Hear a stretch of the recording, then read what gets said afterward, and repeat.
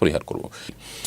Ibrahim Khalil ID থেকে আপনি লিখেছেন, আমি অবিবাহিত, দিনের স্বার্থে পরিচিত এক অসহায় বিধবাকে বিয়ে করতে চাই, কিন্তু আমার বাবা মা কোনোভাবেই রাজি হচ্ছেন না।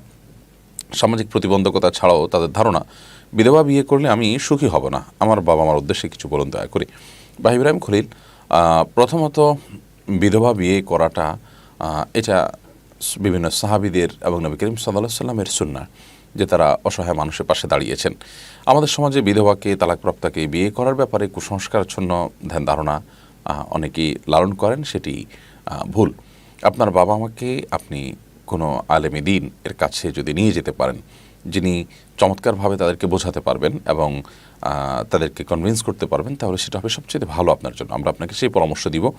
সেই সাথে আমরা প্রত্যেকের কাছে আবেদন করব যে আমাদের সমাজে বিধবা, তালাকপ্রাপ্তা যারা আছেন, এমনকি পুরুষদের মধ্যে যারা স্ত্রীহারা হয়ে গেছেন, তাদেরকে বিয়ের ব্যাপারে সমাজের ইতিবাচক দৃষ্টিভঙ্গি রাখতে হবে এবং তাদের বিয়ে এটা তাদের জন্য কল্যাণকর, সমাজের সকলের জন্য কল্যাণকর।